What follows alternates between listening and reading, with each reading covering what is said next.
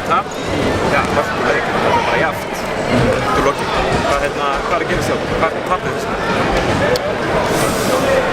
Já, það er bara, þetta að segja, það er náttúrulega, við byrjuðum ekkert sérstaklega vel í þessum leik og það er kannski eitthvað að þessu, en annars var þetta bara orðinn 50-50 leikur og þetta fjall með þeim, þú veist, þeir tóku stóru plegin í endan. Nú komum við með, já, ég meina, hvað er þetta, 16 eða 17 stigum undir, þarna snemma.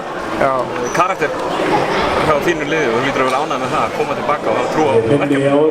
Já, við komum alltaf tilbaka sko og höfum fullandi trú á okkur, þannig að við bara þurfum að halda áfram, mæta kraft í næsta leik og mæta okkur varnarlega, þú veist, bæði lið ætla væntanlega að gera það, þannig að það þarf bara litla hluti hér og þar og þá náum við sigri.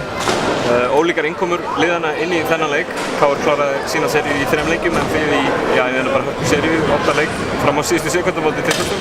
Fannstu fundir leikmenn fyrir þreytu komandi inn í þennan leik? Nei, ég held ekki. Bara gaman að spila sko.